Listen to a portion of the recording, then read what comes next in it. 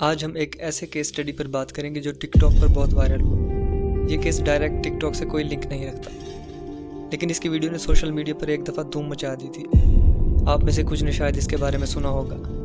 ٹک talk ایک ایسی app ہے جہاں ہر قسم کی ویڈیوز ملتی ہیں، بشمول ٹرو کرائمز۔ لیکن چونکا ٹک ٹاک پر خوبصورتی کو بہت زیادہ اہمیت دی جاتی ہے۔ کبھی کبھی خوبصورت لوگ اپنے کرائمز کے باوجود بہت زیادہ ٹینشن پا لیتے ہیں۔ آج کے کیس میں بھی کچھ ایسا ہوا۔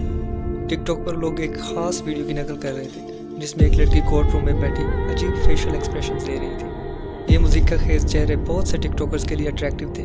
لوگ اس کے ساتھ ڈویٹ بنا رہے تھے، اسی جیسے کپڑے پہن رہے تھے اور اس کی ایکٹنگ کر رہے تھے۔ ایک گروپ اس لڑکی کا اتنا بڑا فین بن گیا تھا کہ وہ کہہ رہا تھا کہ اس لڑکی کو پنشمنٹ نہیں ملنی چاہیے کیونکہ وہ بہت زیادہ خوبصورت ہے۔ ان کا ماننا تھا کہ اتنی پیاری لڑکی کوئی جرم نہیں کر سکتی، لیکن حقیقت یہ ہے کہ اس لڑکی نے اپنی ماں کا مرڈر کیا تھا۔ وہ کورٹ ویڈیو جس کی لوگ نقل کر رہے تھے اسی مرڈر کے ٹرائل کی تھی، لیکن ٹک ٹاکرز اسے ماننے کو تیار نہیں تھے کیونکہ وہ بہت زیادہ خوبصورت تھی۔ آئیے اس کیس کے بارے میں مزید جانتے ہیں۔ یہ ہے ایزابیلا گزمان کا کیس۔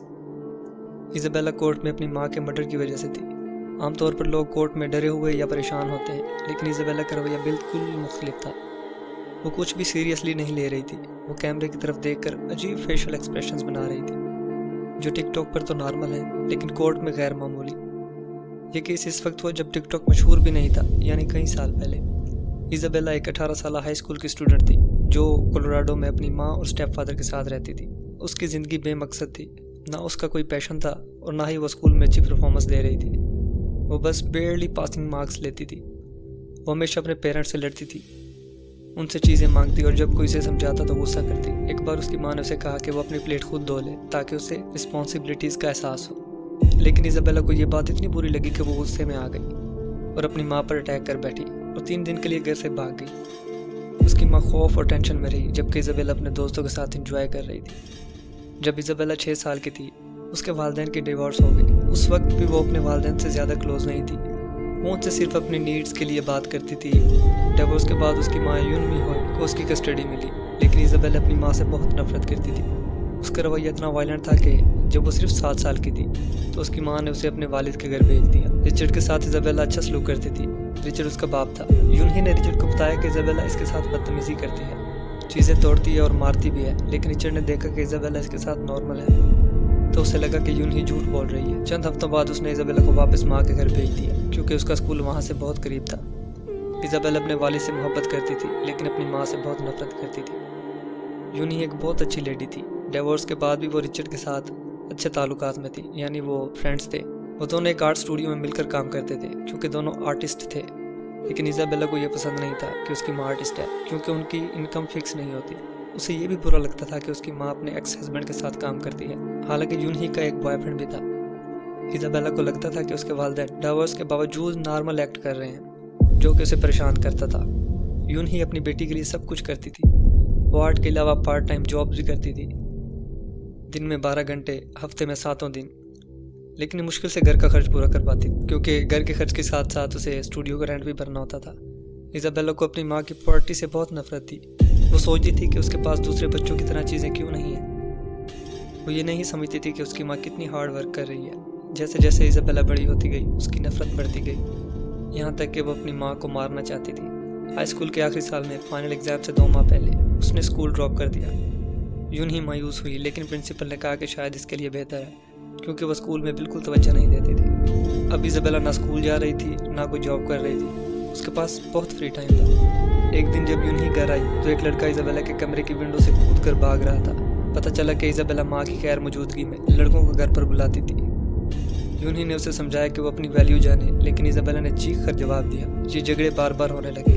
یون ہی نے رچرڈ کو کہا کہ وہ ایزابیلا سے بات کرے کیونکہ وہ اپنے والد کی بہت زیادہ رسپیکٹ کرتی تھی، لیکن اس سے ایزابیلا اور غصے میں آ گئی کیونکہ اسے لگا کہ اس کی ماں نے اس کی کمپلین کی ہے۔ ایزابیلا اکثر ہفتوں گھر سے غائب ہو جاتی، جب آتی تو ماں سے لڑ کر دوبارہ چلی جاتی۔ یون ہی دن بدن کمزور ہوتی جا رہی تھی کیونکہ وہ 3 جابز کر رہی تھی، لیکن ایزابیلا کو یہ نظر نہیں آتا تھا۔ اس کے لیے ماں اس کی پاورٹی کا ریزن تھا۔ یون ہی نے دوبارہ شادی کر لی جس سے ایزابیلا اور ناراض ہو گئی۔ اس کا اسٹیپ فادر ریان اس کے ساتھ بہت اچھا سلوک کرتا تھا، لیکن ایزابیلا اسے بھی ہیٹ کرتی تھی۔ وہ اپنی ماں اور ریان سے لڑتی تھی، حتیٰ کہ ماں پر ہاتھ اٹھاتی اور تھوکتی بھی تھی۔ یہ سب دیکھ کر یون ہی اور ریان نے اسے گھر سے نکال دیا۔ اس کے بعد ایزابیلا نے اپنی ماں کو थ्रेटनिंग टेक्स्ट और ईमेल्स भेजना शुरू कर दिए, जिनमें वो तफसील से बताती कि वो उसे कैसे मारेगी।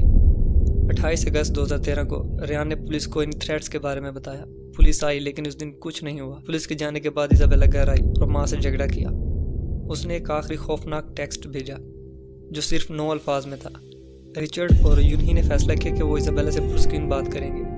उन्होंने उसे घर के पिछले हिस्से में बिठाया और समझाया कि इसका रवैया इसकी लाइफ तबाह कर सकता है। इजाबेला ने खामोशी से सुना, आंसुओं के साथ अपने वालिद से वादा किया कि वो चेंज हो जाएगी।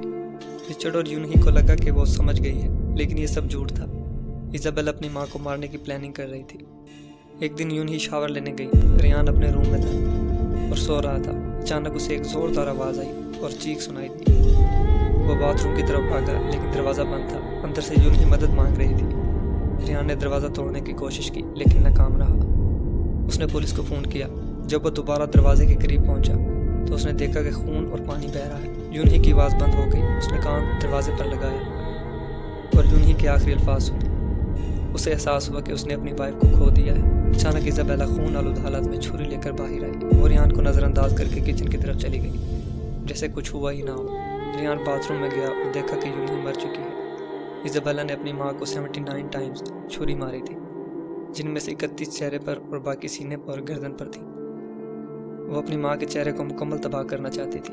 कुछ रिपोर्ट्स के मुताबिक बेसबॉल बैट के जख्मों का जिक्र भी है, लेकिन इसकी तस्दीक नहीं हुई। इजाबेला पुलिस के आने से पहले भाग गई। रेहान अभी भी यूनही को उठाने की कोशिश करता रहा। अगले दिन पुलिस को एक कॉल आई कि एक लड़की कार में खून आलूद हालत में सो रही है। वो इजाबेला थी। वो पुलिस के साथ खामोशी से चली गई। अस्पताल में पता चला कि इसके हाथ और टांगों पर जख्म थे जो उसने खुद को लगाए थे। कोर्ट में इजाबेला ने कहा कि जब इसने पहली बार माँ को छुरी मारी तो वो हरकत नहीं कर रही थी। डॉक्टर्स ने बताया कि इसे शिज़ोफ्रेनिया था और वो पहले से आवाज़ें सुन रही थी।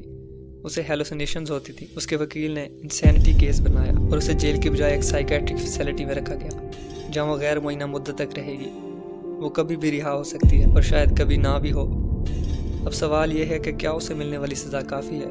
क्या उसे इस जुर्म के लिए हार्ड पनिशमेंट नहीं मिलनी चाहिए थी? अपनी ओपिनियन कमेंट्स में बताएं। अगर ये वीडियो पसंद आई तो लाइक, शेयर और सब्सक्राइब करें। इंशाल्लाह मिलते हैं नेक्स्ट वीडियो में। तब तक के लिए अल्लाह हाफ़िज़।